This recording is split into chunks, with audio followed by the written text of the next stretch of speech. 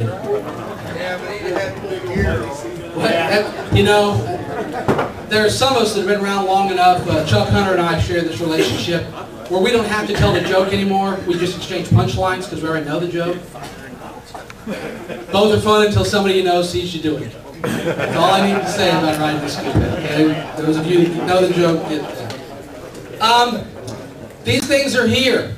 We talked about the definition of motorcycle, and the Can-Am Spyders and the MP3, both with 3 wheels up front.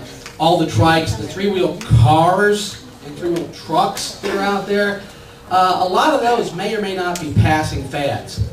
These, whether we like it or not, they ain't going nowhere. They're going to be here even if gas prices drop back down. We're going to be seeing these things for a while. I don't think gas prices are going to drop anytime soon. We've got a momentary reprieve, which is really nice, isn't it?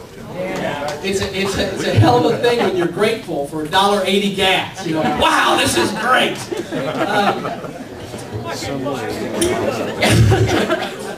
But it's probably going to go back up, so these things are going to continue to be out there.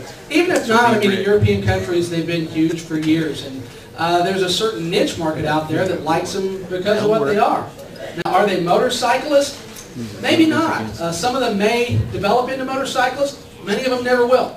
A lot of the folks that are riding units like this really have no desire or interest in riding a bike, a bigger bike. They just want something to commute back and forth on, that they don't have to worry about shifting or clutch control. Just jump on and go. However, one of the misconceptions is that that's all you need to be able to do. I mean, everybody watch that thing on ABC, Funny Home Videos? Almost every week they got somebody that jumps on something, usually fairly small, a dirt bike or a scooter or a moped or some sort, and they take off and they panic. And what do? They crash into something. That happens. And, you know, at 5 or 10 mile an hour, it may just be a fall off. Any faster now, or you bump your head on the wrong thing, and that's where we're getting some of these fatalities. People think, it's just a scooter. Can't get hurt on a scooter. Well, you can when you hit a car doing 65 mile an hour coming the other way. You know, these things, sure, they may only do 20. But cars doing 65, you're out there playing in traffic. They're an issue, and we're going to be forced to deal with them. So we talked about legislatively, we're going to work on that definition. Motorcycle safety is what we're talking about right now. We're cautiously optimistic, kind of excited, that in 2009, it is our absolute intent to offer some sort of scooter training through our rider education program. And we looked at a number of options. The Motorcycle Safety Foundation actually has a curriculum that they call Scooter School. It's a class designed just for scooters. By the way, if you teach that class, you're called a scooter tutor. We evaluated that. It didn't really seem to fit because it created too many variables.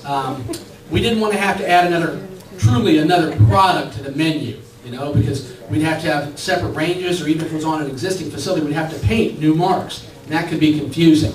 To try to schedule it, we'd either have to bump or sideline existing courses or try to find additional facilities. There's just a lot of variables in that.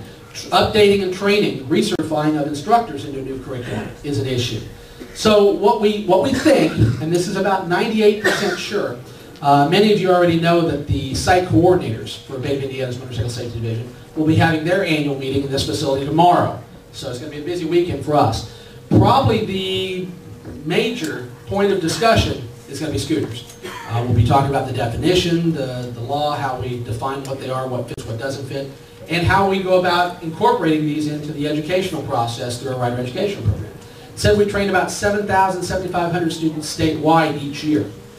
How many scooters are there in Indiana? We don't know because they're not registered. How many people are going to enroll in a scooter class? We don't know. We got no idea. There are a lot of unknowns.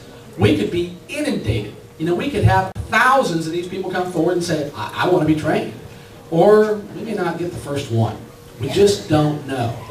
So we think the easiest and best and most efficient and the most successful and safe way to incorporate this, and there's a provision the Motorcycle Safety Foundation allows for, to incorporate scooters into the existing basic rider course.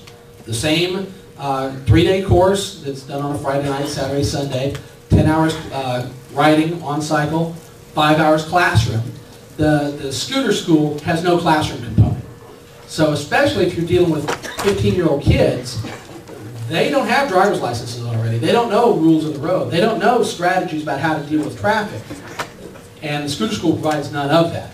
Whereas the basic rider course, how many have taken a BRC? Good deal. Thank you. Thank you very much. You know that a lot of time goes into talking about street strategies and how to interact with traffic. So that can be very useful to a 15-year-old or an adult that's coming into this from a different perspective. An automobile driver now becoming a rider. And they don't get that in scooter school. So we feel it's a more comprehensive approach. We don't have to retool the whole factory because it's something we already have. We're just bringing in a different unit. Now the only real difference, and we've done some extensive testing, the chief instructors in the state, of which I'm one of, we've gotten some scooters. We went out and rode them. Gary Williams and Rick Toy did this with Bill Yiser down in Evansville. John Bodecker, Mike Bourne, myself did it in Indianapolis. Blind studies. We didn't talk to each other about what we were doing, so we'd have no preconceived notions, wouldn't influence each other about how good or how bad it was, and we came up with pretty much the same conclusions. It's not a big deal. It's very doable. The only thing that's really different is you don't shift the thing. You know, it's on or it's off. You don't shift it. Now there's still, while you don't have the clutch control, what we call in the rider course friction zone, you do sort of have a friction zone. It's just not controlled by releasing the clutch.